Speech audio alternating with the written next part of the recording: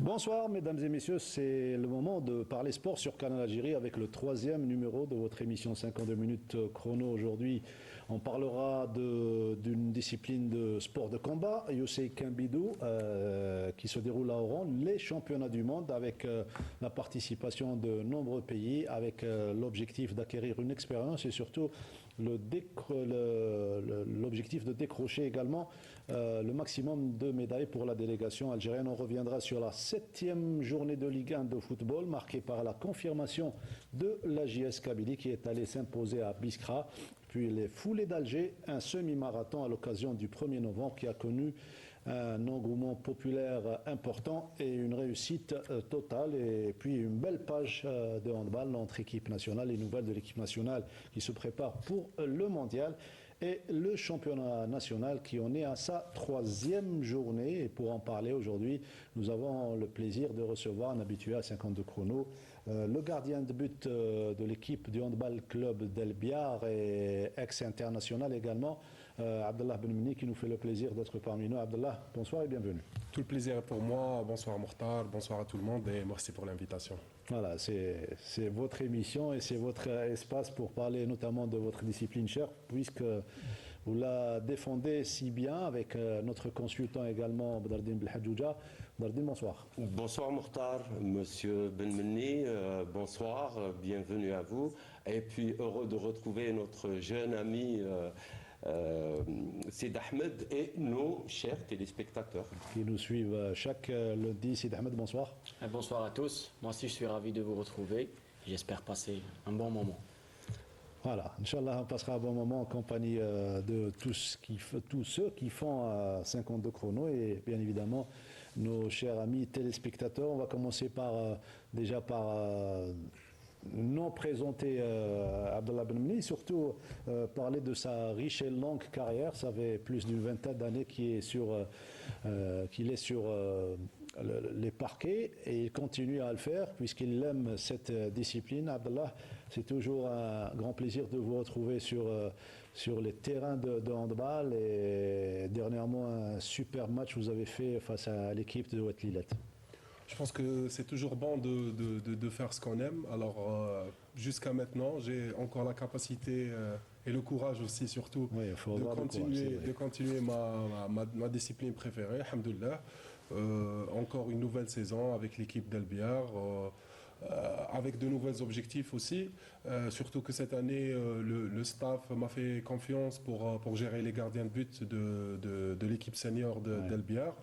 Chose que je faisais déjà avec les jeunes. Et cette année, Inch'Allah, j'ai la double casquette d'entraîneur des gardiens et gardien aussi de l'équipe d'El Biar. On s'apprête à se diriger tranquillement vers le métier d'entraîneur. Il faut bien préparer la suite, c'est clair, parce qu'il ne reste pas beaucoup, faut pas le nier. Et du coup, je pense que j'ai bien entamé ça avec ma formation déjà à l'école de l'ISTS. Vous êtes un enfant de l'ISTS? Oui, après j'ai fait aussi une formation à l'IHF, la Fédération internationale de handball, où j'ai eu le diplôme IHF 2 d'entraîneur de gardien de but. Et j'ai fait aussi une petite expérience avec les jeunes pendant 2-3 ans, les 3 dernières saisons. Et cette année, Inch'Allah, une nouvelle expérience avec les seniors, en restant toujours sur le parc. Inch'Allah, le plus longtemps possible. Badardine Belhadjouja, c'est bien d'avoir ce type de modèle, puisqu'il s'agit de modèles déjà de réussite et de gestion de carrière, on va dire.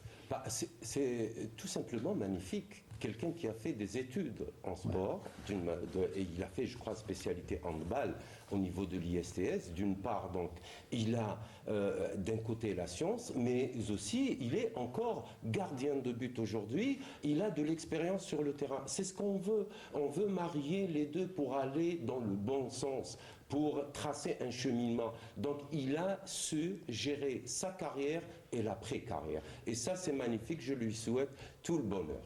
En tout cas, on aura l'occasion de voir ses prouesses techniques. C'était samedi dernier à la salle Harsha face à Ouatlilet avec Riyad Belkhadim qui a choisi les meilleurs arrêts de Abdallah Benmeni. Vous restez avec nous. On va commencer par ce qui fait l'événement, le championnat du monde de Youssei Kambidou. C'est une discipline de sport de combat qui se déroule à Oran durant Elle a déjà débuté samedi dernier. Elle prendra fin au milieu de la semaine. Compte rendu, ou plutôt retour sur le début et l'objectif de cette compétition et l'organisation surtout avec notre ami qui fait son premier sujet, baptême de feu pour Ramzi Mhamdi. 400 athlètes représentant 15 pays dont le Sénégal, l'Inde et la Tunisie ont pris part au championnat du monde de USAKM Budo. 2 ans après avoir accueilli les Jeux méditerranéens, la ville d'Oran abrite depuis vendredi cet événement international. Une première dans cet art martial en Algérie et une fierté pour les habitants d'El Bahia. 34 ans après avoir décroché le championnat du monde de USAKM Budo, voilà qu'aujourd'hui on organise le championnat du monde, une participation record avec la présence de plus de 400 athlètes de 15 nations. Nous accueillons une compétition très importante qui est sous l'égide du ministère de la Jeunesse et des Sports et la wilaya d'Oran, la capitale du sport et des sportifs, et qui rayonne comme capitale sportive de la Méditerranée. Cette compétition qui a débuté samedi a drainé une grande foule. Les convives de l'Algérie sont agréablement surpris par l'organisation impeccable. Je suis très impressionné de la qualité gigantesque des infrastructures sportives ici à Oran. C'est formidable, nous sommes sur une courbe ascendante quant au développement du USAKM Budo. Ce n'est pas surprenant de voir la qualité d'organisation de la part de la fédération algérienne. Les Algériens nous ont mis dans de très bonnes conditions. On est chez nous, merci beaucoup et excellente compétition. Sur le plan purement sportif, les 2 premiers jours ont été consacrés aux épreuves individuelles dans les différentes catégories de poids, en junior, en senior, ainsi qu'en combat d'armes et sans armes, où les athlètes algériens ont tiré leur épingle du jeu. Il y a une forte participation de nos athlètes, que ce soit les féminines juniors et seniors, ainsi que les hommes juniors et seniors aussi. Le niveau de nos sportifs est devenu meilleur. C'est vrai que la compétition n'était pas facile, je dirais difficile, surtout que mon adversaire était champion du monde en 2022. Mais je l'ai sorti au premier tour. Alhamdulillah, on a pu gagner ainsi que d'autres athlètes et Inch'Allah, j'espère décrocher la médaille d'or. De grandes ambitions pour les Algériens, qui seront certainement encouragés par un public chaleureux à partir de ce mardi, avec au programme les finales par équipe pour ce qui sera le bouquet final. Rendez-vous à Ramzi mardi, donc à partir de midi et 19h, pour revenir sur les résultats des Algériens. C'est bien depuis, c'est votre ville, Oran, vous êtes Oranais et Algérien avant tout. Donc c'est bien de voir les infrastructures du stade du complexe Miloud Hadfi abriter des compétitions dans différentes disciplines. Non, surtout cette belle salle de Miloud Hadfi où j'ai déjà joué l'an dernier. C'est une très belle salle qui peut abriter plusieurs disciplines, plusieurs même manifestations. J'espère juste, entre parenthèses, qu'on va bien faire attention à cette salle parce que c'est vraiment un joyau. Un bijou, un joyau.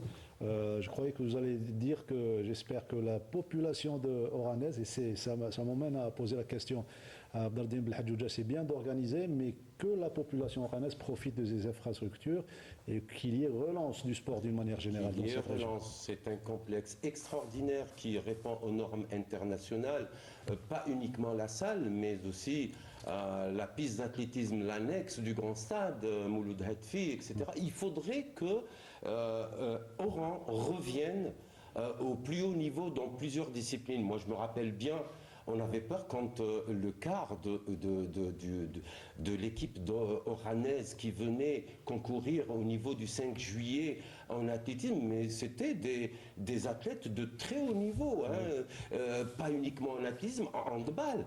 Handball, ils ont fait les beaux jours de l'équipe nationale dans les années 70 et 80.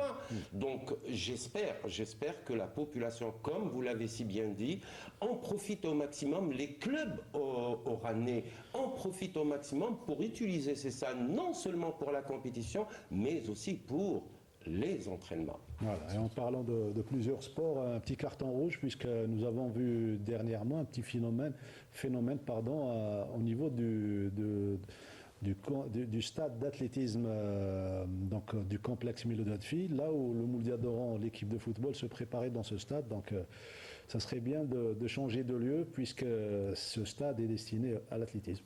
Mais oui, vous savez, le sport c'est un état d'esprit, c'est une éducation.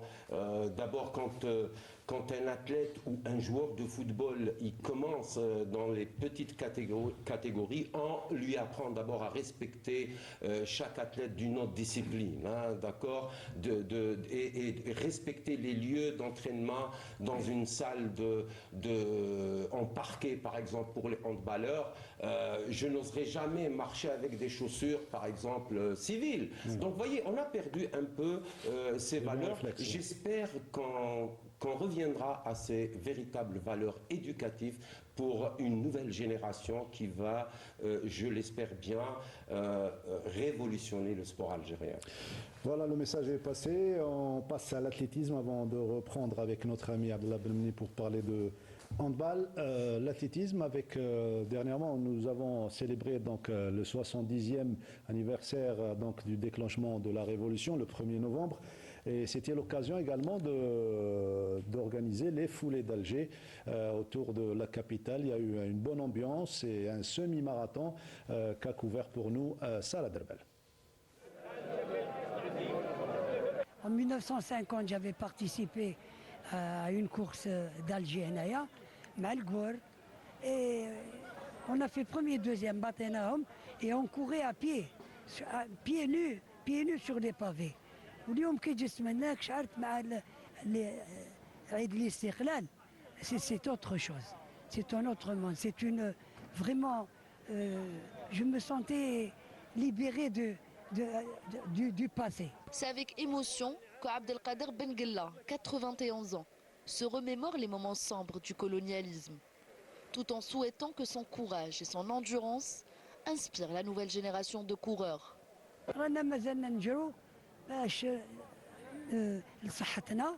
Et puis pour motiver les jeunes, pour les ramener vers le sport.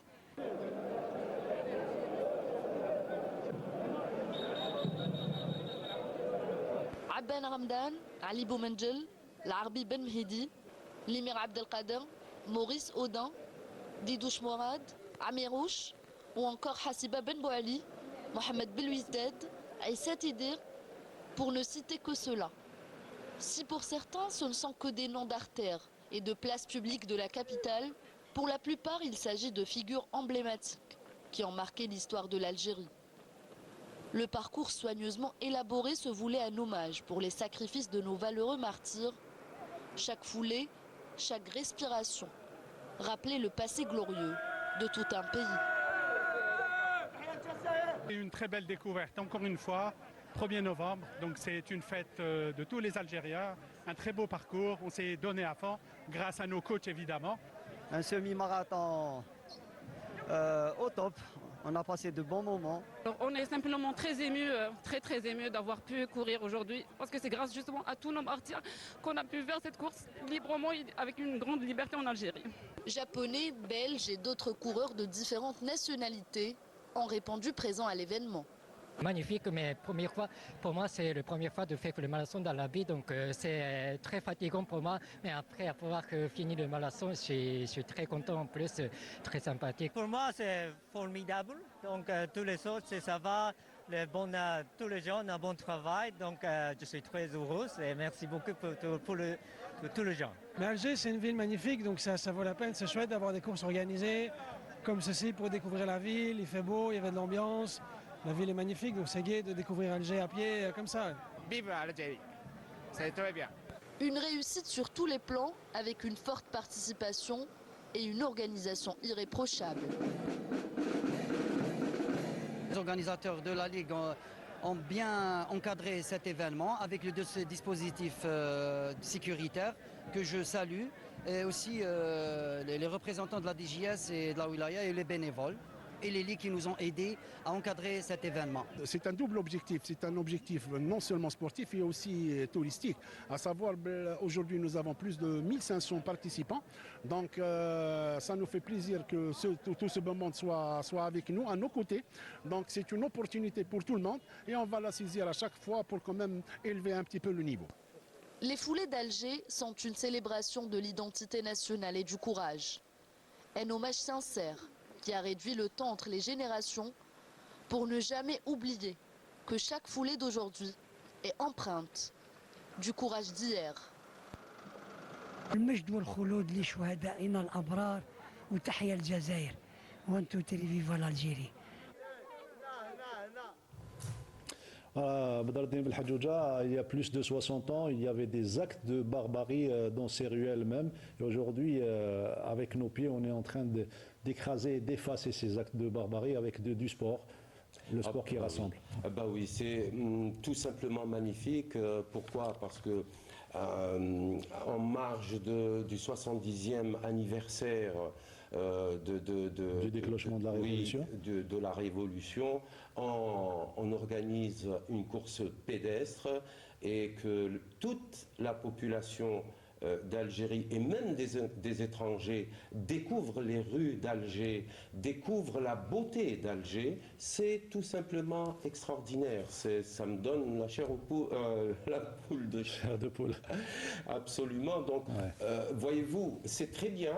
C'est une course pédestre. Moi, je salue quand même les organisateurs et surtout à la tête la Ligue d'Alger. La Ligue d'Alger n'a cessé de progresser. Vous savez, c'est une ligue importante pour l'athlétisme algérien.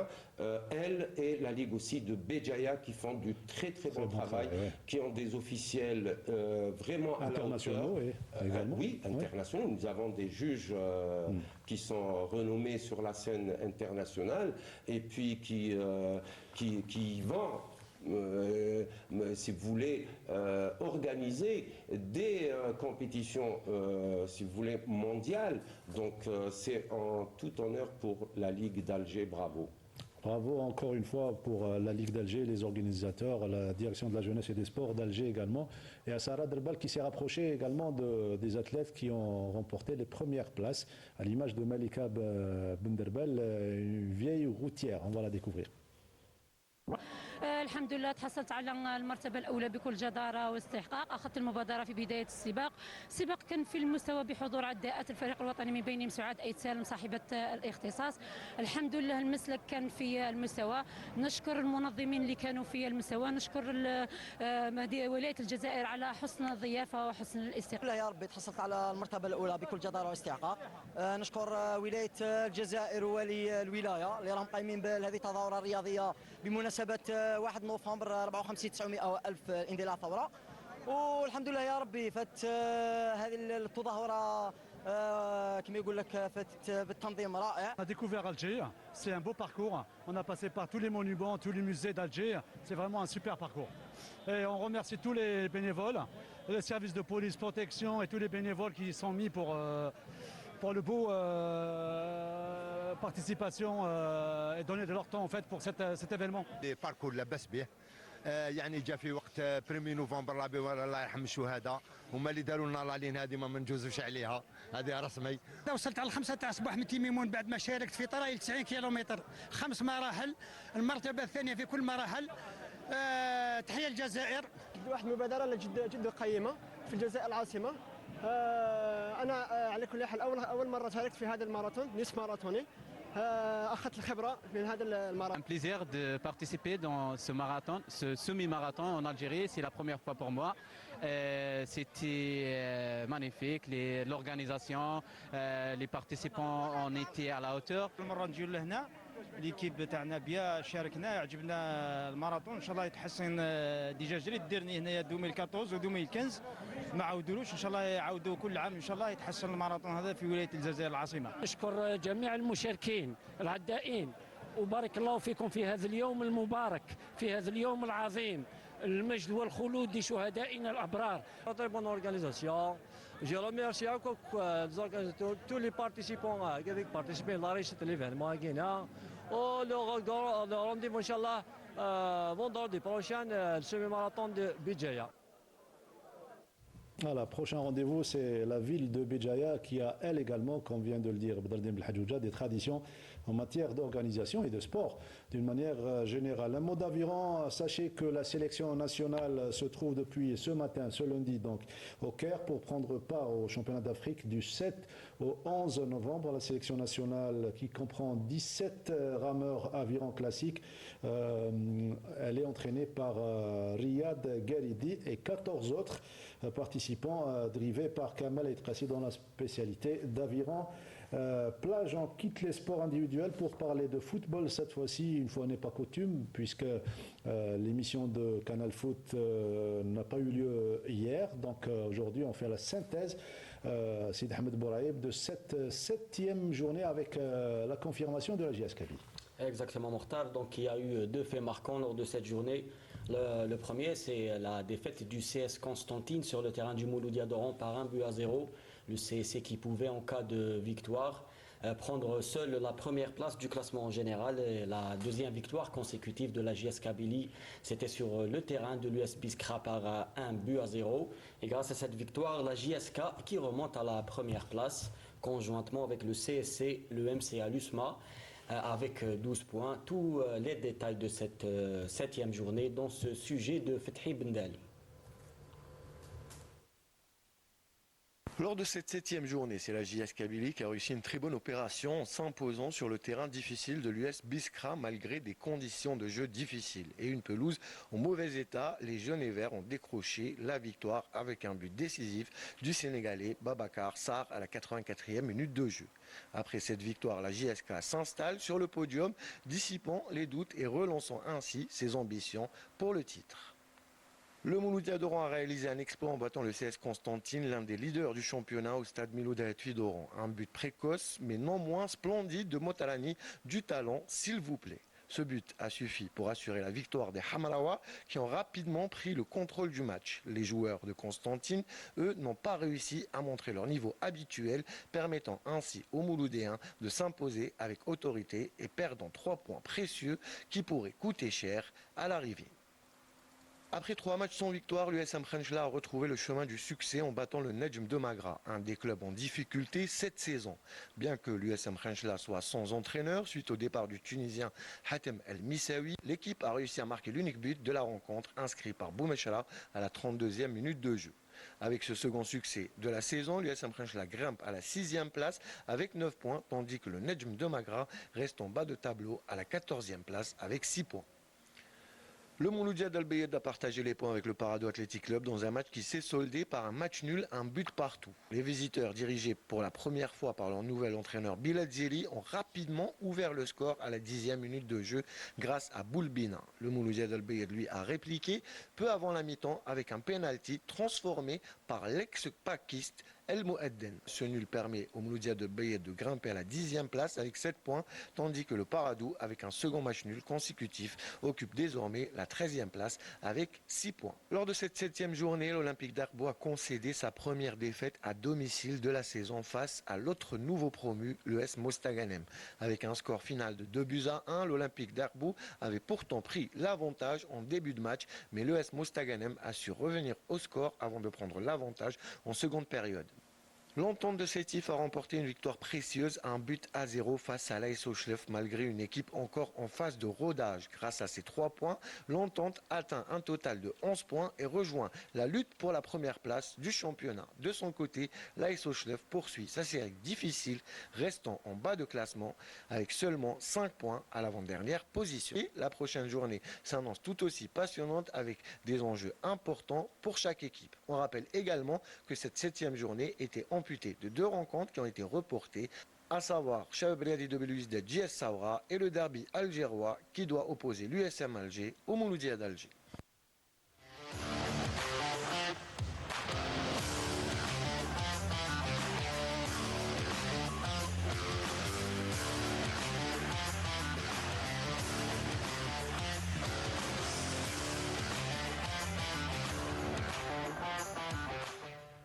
Une dernière nouvelle concernant cette fois-ci les entraîneurs avec le départ de Chérif Hadja. Exactement, on a appris le départ de Chérif Hadja de la barre technique de l'Espérance de Mostaganem. C'était juste après la victoire de son équipe sur la pelouse d'Arbo et donc l'ES Mostaganem qui va chercher un nouvel entraîneur. Et la valse des entraîneurs qui continue de plus belle comme chaque début de saison. Le handball, on y arrive avec notre invité Abdallah Ben Menni. Tout d'abord, la saison handballistique avant de parler d'équipe nationale et du championnat qui commence timidement, difficilement pour la plupart des clubs. Comme chaque saison, le nerf de la guerre qui n'est pas présent à l'appel, on va dire. Oui, c'est vrai. Déjà, on commence tard, fin octobre, pour commencer le championnat, alors que beaucoup de nos d'autres pays ou d'autres championnats avaient déjà commencé il y avait déjà un mois. Nous, on est juste à la 3e journée. D'autres équipes, plutôt d'autres championnats sont à la 11e, 12e journée. C'est vraiment un vrai problème, surtout pour notre équipe nationale qui va jouer prochainement au championnat du monde. Et du coup, les joueurs, surtout les joueurs locaux, n'ont pas assez de rythme de match pour être prêts pour ces championnats du monde. Aussi, il y a beaucoup de clubs. Je pense que l'un des problèmes, on l'a toujours dit, c'est le nombre de clubs qui est en première division. On est encore maintenant, on est à 18, on était à 29. Il y a quelques saisons, et on a déjà parlé de ça sur 52 chronos. Là, on est à 19 et on voit toujours qu'il y a beaucoup de clubs qui ont du mal à commencer le championnat, qui demandent que le championnat soit encore reporté. C'était prévu qu'on commence le 27 septembre. Nous, l'équipe d'Elbiar, on a commencé par rapport à cette date en août. Fin Préparation, août, oui. préparation, alors que d'autres clubs l'ont commencé qu'une ou 2 semaines avant le début du championnat. C'est pas normal et c'est pas bon du tout pour le handball, pour les athlètes aussi, parce qu'il y a beaucoup, je me permets de le dire, il y a beaucoup de présidents qui jugent pas important de commencer commencer la préparation très tôt pour ne pas payer les joueurs, et ça c'est pas bon pour le niveau du handball algérien, pour les athlètes et surtout pour à la fin l'équipe nationale qui reste la vitrine du handball algérien. Surtout qu'il y a une compétition qui arrive rapidement, les championnats du monde. C'est dans pas longtemps. Et le problème, c'est que même le sélectionneur national n'a pas beaucoup de temps pour préparer ces championnats du monde. On connaît très bien, c'est la même chose comme au foot, les dates internationales. On n'a pas beaucoup de dates. Là, maintenant, il y a une date du 4 au 10. C'est juste 6 jours pour regrouper les joueurs qui jouent à l'international.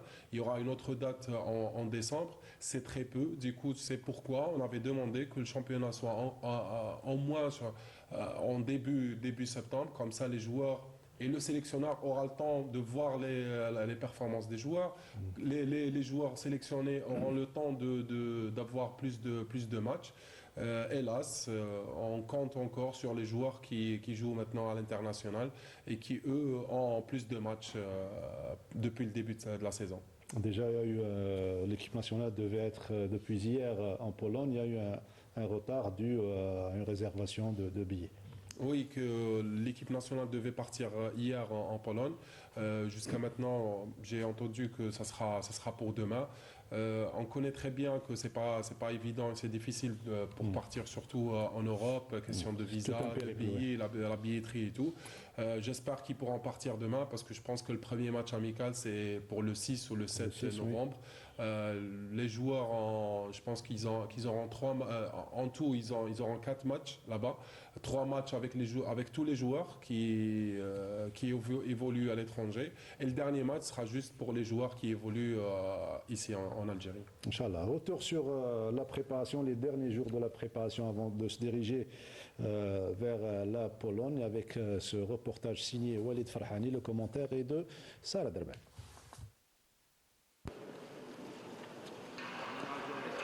Affiner leur forme physique, renforcer leur cohésion et peaufiner leur stratégie de jeu.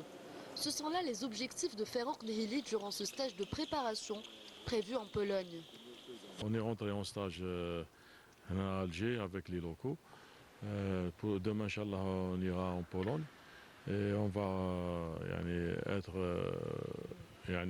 au complet par rapport. Il y a éventuellement quelques absences, mais par cause de blessures ou indisponibilité. Mais en général, tout le groupe va se regrouper. Pour ce stage du mois de novembre, de nouveaux joueurs ont rejoint la sélection nationale.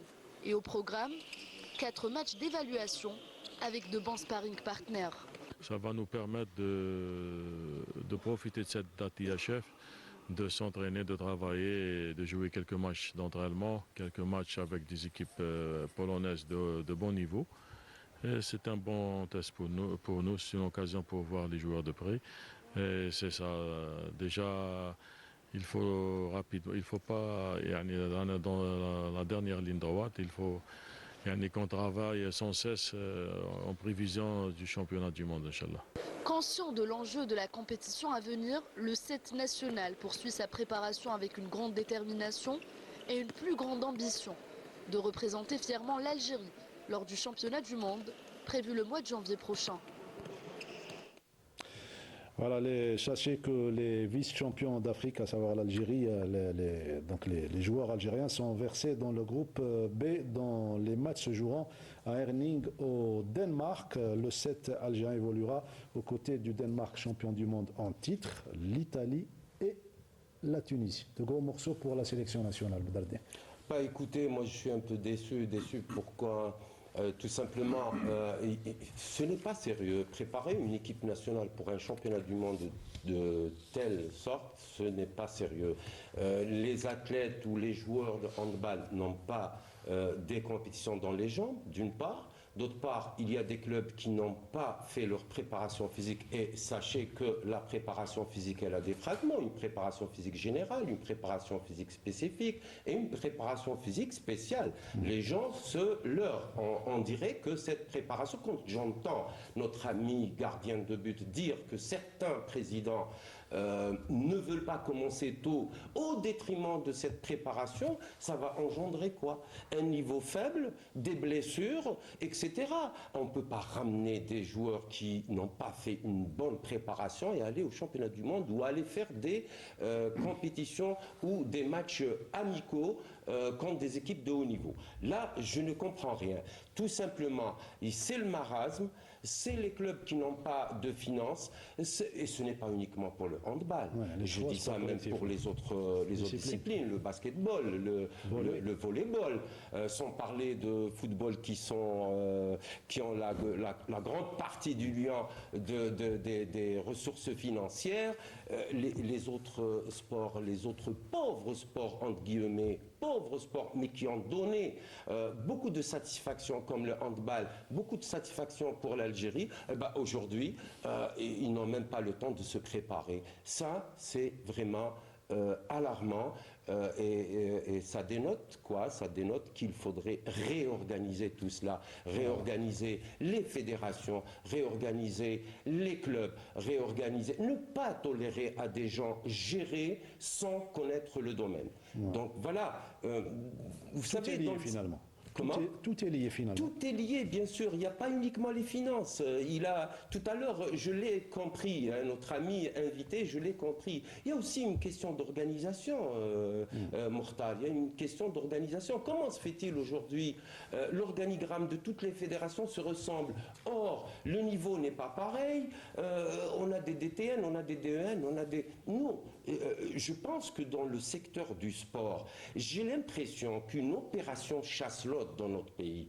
Et ça, c'est mauvais. Sans que la première opération ne soit, si vous voulez, achevée et qu'on fasse le bilan réellement. À titre d'exemple, je sors un peu peut-être du sujet, mais c'est très important ce que je vais dire. À titre d'exemple, si on parle du lycée sportif de Drarias, lycée sportif national, il a été créé quand? Le 5 août 2001, il y a 23 ans. Hein, il était censé, si vous voulez, rassembler tous les jeunes talents dans plusieurs disciplines. 6 cycles olympiques. 6 cycles olympiques sont passés. Est-ce qu'on a sorti un athlète en handball ou en athlétisme qui a participé à des Jeux olympiques? Non. Si je cite un autre exemple, le site de l'École nationale des sports olympiques Elbez de Sétif, l'ENSO, son objectif premier est de former des jeunes talents sportifs dans plusieurs disciplines. Inauguré en 2012, Mortal, il y a 3 cycles olympiques. Est-ce qu'on a bénéficié d'un athlète, ne serait-ce qu'un athlète qui participe aux Jeux olympiques? Donc, une réforme s'impose aujourd'hui, une réorganisation du sport algérien s'impose. C'est le même langage du technicien que vous êtes? Oui, tout à fait. d'ISTS, tout d'abord. Tout à fait. Je pense qu'il y a beaucoup à revoir et à refaire, surtout parce que c'est pas normal qu'on soit un pays aussi jeune avec beaucoup de talent mais qui tarde et qui prend beaucoup de temps et qui n'arrive pas surtout à avoir des athlètes médaillés à chaque fois. Parce que là, on parle aussi, ok, on parle de Jeux Olympiques, mais il y a aussi beaucoup d'autres manifestations. Championnat d'Afrique, championnat du monde, pour tous les athlètes. Et je pense que, comme l'a si bien dit, pour le lycée sportif, pour moi, au début, je pensais que c'était vraiment une réussite. Ouais. Je pensais que ça serait une réussite, mais malheureusement, quand j'entends comment les trucs sont, les choses sont gérées là-bas, c'est malheureux parce que normalement, c'est un endroit où on doit juste avoir les meilleurs. Ouais. Et quand je dis les meilleurs, c'est vraiment les meilleurs. Pour préparer l'élite de demain. Pour préparer l'élite de demain. Dommage, malheureusement, on est loin de ça. On est loin de ça. Sid Ahmed Bouraïeb, quand vous entendez tout ce qui se dit autour de la table et quand vous êtes en déplacement sur le terrain pour prendre et surtout recueillir les propos des techniciens, c'est toujours le même langage? Une réforme s'impose aujourd'hui? Depuis que je suis à Canal Algérie, c'est toujours le même discours. Le même discours et on se demande si ça va vraiment changer et c'est vraiment dommage. Voilà, c'est vraiment dommage. Même pour vous, les athlètes, il y a la lassitude qui s'installe puisqu'il n'y a pas de répondant, il n'y a pas de réaction, il n'y a pas de suite par rapport à ce que vous demandez. Puisque vous parlez tous le même langage, il faut une réforme, un semi-professionnalisme pour notamment les 3 disciplines collectives. Ce qui fait vraiment mal, c'est qu'on commence à dire que le passé était meilleur que le présent. Et c'est ce qui fait vraiment mal parce que avant, même avant, moi, ça fait longtemps que je suis sur le terrain. Mes débuts, on disait, déjà on parlait de ça. Non, il manque ça, il manque ça, il manque ça. C'est pas bon, c'est pas bon. Mais là maintenant, quand je vois 15 ans à l'arrière, c'était meilleur. On avait une planification parce que pour un entraîneur, s'il n'a pas les dates de commencement du championnat, il peut pas planifier ça. Alors qu'on sait, tout technicien sait que la période la chose la plus difficile pour un technicien, c'est la planification de ses entraînements. C'est très important. Et quand on a le début et la fin du championnat, on peut faire ça. Et on voit que même dans le foot, où c'est vraiment le sport phare, où il y a les grands moyens, on n'a pas de date de début et de fin. Et c'est très difficile pour un technicien. Ça, c'est juste un détail, un exemple. Mais je pense qu'il est temps maintenant de faire surtout les 3 sports collectifs, basket, volley, hand. Je sais que le volley sont qualifiés pour les prochains championnats du monde, chose qui est rare dans le volley, pas comme le hand. Ça fait longtemps, mais le championnat n'a pas encore commencé. On voit que c'est les mêmes problèmes dans les disciplines collectives. Le basket qui doit commencer le week-end prochain et menacer le report. Et ils ont demandé le report. C'est pas normal. Moi, personnellement, on dit que le problème, c'est l'argent. Il y a aussi l'organisation. Il y a des clubs qui ont de l'argent, mais qui ont un problème d'organisation. Maintenant, je sais pas, c'est une idée qui m'est passée par la tête. Maintenant, on voit que dans le foot, il y a beaucoup de clubs qui sont gérés par des sociétés. Ces sociétés-là, il y a 8 ou 9 sur tout le territoire national. Si chaque société prenait ne cesse que 5-6 disciplines. Disons que Constantine, c'est un pôle de développement de boxe. Genre, ils prennent la boxe, le handball, la basket, je sais pas, l'athlétisme. Bah oui, et ils donnent juste quoi, 10%, 5% de ce qu'ils donnent au foot. Je pense qu'on aura, dans quelques années, on aura vraiment une élite du sport national. Oui, je pense. On a tenté de se rapprocher, en tout cas, du directeur général des sports au niveau du ministère de la Jeunesse et des Sports. On lui lance une deuxième invitation pour s'exprimer à ce sujet. Est-ce qu'il y a vraiment une volonté de passer à une réforme et semi-professionnalisme? Le ministre de la Jeunesse et des Sports, M. Abdelrahman Hamad, qui est un ancien sportif et champion olympique, nous a garanti l'année dernière, lors de la journée nationale de la presse, que les portes du ministère sont grandes ouvertes. Et donc j'espère, et on espère tous avoir la réponse des cadres du ministère, à l'image de M. Tariq Hassani, le directeur général des sports au ministère de la Jeunesse et des Sports, qui est un ancien du handball. Il a été entraîneur et journaliste qui avait couvert également cette discipline. On arrive au championnat pour dire qu'il y a de belles choses qui se passent. Ce samedi dernier, on a vécu une très belle affiche entre El Biar et Oued Tlilet. On a eu le vainqueur jusqu'aux derniers instants. Je crois 2 buts d'écart, c'est ça?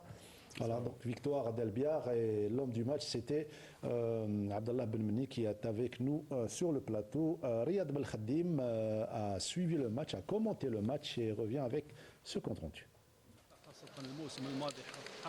Les téléspectateurs de Canal Algérie ont pu voir ce week-end le handball club d'El Biar dominer son adversaire du jour, le Mouloudia de Oued Tlilet, puisque ce dernier n'a jamais réussi à prendre le dessus sur l'équipe locale. Emmené par un Abdallah Benmeni des grands jours, le néo-gardien entraîneur El Biarrois a sorti des balles décisives au moment où Oued Tlilet aurait pu revenir en seconde période. Que ce soit les ailiers Ben Messoud ou Lossif ou le demi-centre Abdelkader Mekki, les protégés du coach Salhi ont trouvé la mesure de leur adversaire malgré l'expérience du gardien de but de Oued Tlilet. L'écart le plus grand a atteint 7 buts avant que les coéquipiers de Saadi ne terminent le match sur le score de 2 buts d'écart, 23 à 21.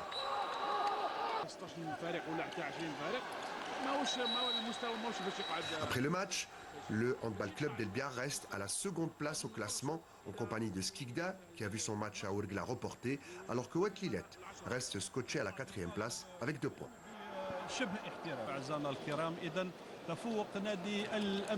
Seul bémol dans cette affiche de la 3e journée du championnat d'excellence, l'absence d'un nombreux public à la salle mythique Hacha Hassan, un acteur qui donnerait un peu plus de valeur au spectacle et rehausserait le niveau de la compétition.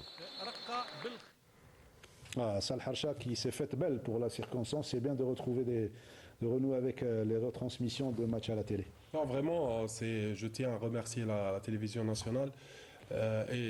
Surtout après avoir su que vous allez retransmettre les matchs tout au long de la saison, je pense que c'est une très très bonne chose pour le handball algérien déjà, pour les joueurs qui vont se donner à fond encore plus. C'est vraiment une bonne chose. On avait bien demandé ça et maintenant là, c'est... Quand on est en plein week-end, le téléspectateur est chez lui, donc il se repose, en même temps il voit des matchs à l'ancienne. C'est ça, oui, c'est ça. En plus, les matchs seront retransmis d'un peu partout. Je pense que ça va aider encore aussi les clubs qui manquent de moyens financiers. C'est une bonne astuce pour avoir plus de sponsoring et plus de visibilité. Ce qui va, je pense, réellement aider les clubs côté sportif et côté financier aussi. Et c'est un stimulant pour un grand gardien comme Benmeni de sortir un grand match. On va voir les images. Je pense, moi, quand je rentre sur le terrain, j'oublie qu'il y a le public ou bien que la télé est là. Je fais juste mon travail, chose que je fais depuis toujours. Et c'est toujours bon d'être au bon niveau, là où il faut et quand il faut surtout. Voilà. Et les passes et les interventions, Abdeldine Belhadjouja, on va donc revoir ces images. C'est bien de rester, avoir la tête sur les épaules et de rester en forme durant des années, c'est pas facile. Oui. La longévité d'une carrière, vous savez, elle dépend de plusieurs paramètres. Le premier paramètre, c'est justement la préparation physique de chaque macrocycle. C'est-à-dire si on fait une bonne préparation pendant 4-5 ans, une bonne préparation physique, vous savez, la longévité de la carrière, elle est là. Notre ami, non seulement il a fait des études, et en plus il fait le handball de haut niveau, automatiquement il sait se gérer, automatiquement il a une hygiène de vie, il sait quelles sont les répercussions néfastes quand il dort mal, donc il est là, il a étudié, il fait du haut niveau. Et je pense que même la préparation physique, même s'il ne l'a pas entamée tôt, il a dû la commencer tout seul. C'est sûr, c'est clair, et ça fait des années que je le fais. Même si avec notre club ça va, on reste pas au repos très longtemps, mais personnellement je ne m'arrête pas. J'ai juste une semaine à 10 jours pendant l'été, mais après ok, je suis en vacances, je profite de mes vacances, mais en même temps je continue mes entraînements. L'organisation d'El Biar vous convient ? Personnellement, moi, vous savez que je suis resté longtemps avec le Mouloudia, ex-GSP pétrolier. avant la disparition du GSP. Mais j'ai adhéré à ce club et surtout à leur politique. Ils ont mis en place un vrai projet sportif. On connaît très bien que l'équipe d'Albiar, par le passé, était plus connue, même s'ils avaient aussi le handball masculin, mais ils étaient plus connus sur le territoire national avec les filles. Les filles qui sont championnes, double championnes d'Algérie, plusieurs fois championnes d'Algérie, même champion arabe la saison dernière. Moi, vraiment, j'ai vu qu'il y a un vrai et un réel projet sportif, une administration très qualifiée, avec des anciens joueurs, avec des gens intellectuels sur place, un président qui est aux petits soins, à l'écoute, un staff technique de haut niveau, des anciens joueurs, des anciens joueurs internationaux, et une très bonne communication.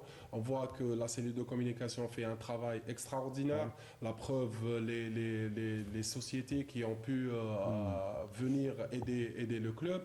Je pense que tout ça a fait que le club d'Albiar soit maintenant, je pense réellement, un exemple, doit être un exemple. C'est pas parce que je suis Albiar, mais c'est une réalité parce que je le vis au quotidien.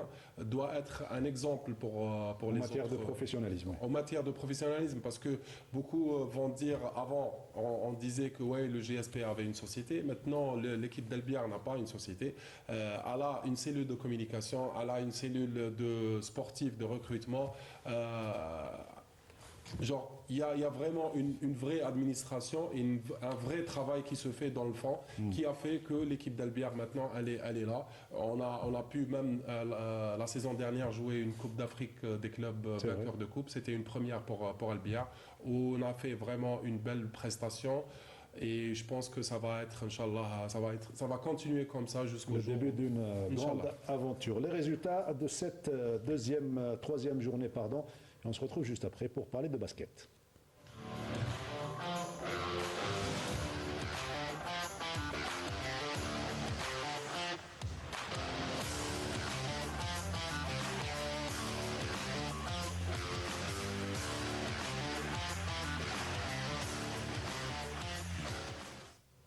Si le handball a débuté, on joue déjà la troisième journée. Le basketball et le volleyball n'ont pas encore entamé leur championnat respectif. C'est Ahmed Bouraïb pour le basket. Ça va démarrer, mais avec un doute sur la date du démarrage, même si la fédération a fixé ce week-end pour le début de la super division. Oui, Mokhtar. Tout d'abord, les clubs, eux, continuent leur préparation le plus normalement du monde. À l'exemple du Wydad de Boufari qui a affronté l'USM Blida ces derniers jours. Oui. Le début du championnat est prévu normalement pour ce week-end, mais il est menacé car certains clubs ont exprimé leur inquiétude par rapport à la formule du championnat premièrement, à l'éternel problème financier deuxièmement, et l'absence d'un directeur technique national au sein de la Fédération algérienne de basketball. Les clubs demandent même le report du championnat jusqu'à la tenue de l'Assemblée générale extraordinaire, ce qui pourrait impacter les clubs et les joueurs. Voilà, les clubs se sont exprimés à travers une lettre non signée et la fédération ne reconnaît pas cette lettre. C'est logique puisqu'il n'y a pas de signature. La fédération a fixé hier, après une réunion, les dates de 7 et 8, le début du championnat. On va écouter Samir Mahnaoui. Khaled Mahnaoui, le président du Wydad de Boufarik. C'était juste après le match amical entre le Wydad de Boufarik et l'USM Blida. Préparation pour cette saison et pour le championnat arabe qui a déroulé entre le 1er et le 12 octobre. Malheureusement, on n'a pas pu participer, toujours faute de moyens financiers. Mais dans tout ça, on a continué notre préparation pour la saison 2024-2025. Alhamdoulilah, on est en train de jouer un match amical. On a joué hier contre le CSDK, aujourd'hui contre l'USM Blida. C'est des matchs de préparation pour la semaine prochaine. En tant que supporter, en tant que la ville de Boufarik, on a toujours souhaité d'avoir un sponsor ou un partenaire qui peut prendre en charge cette équipe parce que c'est par rapport au football on donne ces 10 miettes. Mais pourquoi pas, on veut ce club, cette équipe, on veut faire l'agrandir. Premièrement, à la scène internationale, c'est le côté arabe ou le côté africain. Et pourquoi pas. À chaque fois, en principe, Boufarik, normalement, à chaque fois, on participe les tournois internationaux. À chaque fois, on dénonce ce problème. Pourquoi pas, on est amateur. On est resté le seul pays au niveau d'Afrique, au niveau arabe, on est toujours amateur, club amateur, mais on veut passer à l'acte, parce que c'est des joueurs, on gère en tant que professionnel, mais sur le papier, on est toujours amateur. Nous, ce qu'on veut, c'est un rêve pour tous les sports, tous les athlètes, soit basket, hand, volley, 3 disciplines, on veut passer au semi-professionnel. C'est tout le monde qui demande le semi-professionnalisme.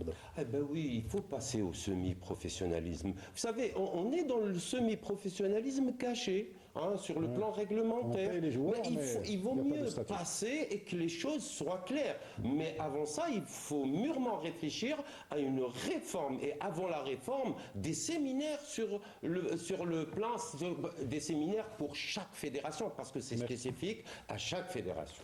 Merci Badalo, on reste optimiste en 2 mots pour l'avenir du handball et tous les sports. Pour tous les sports, j'espère qu'on voit que tout le monde demande à ce que le sport soit bien géré. Espérons, Inch'Allah, prochainement que ça soit. Merci Abdallah et bonne chance dans votre parcours. Merci Sido, merci Badalo. À vous. On se retrouve quant à nous lundi prochain pour le 4e numéro de la saison. Merci à Hanan Belkhiri, merci à Souad Sahraoui, à toute l'équipe technique du studio numéro 2.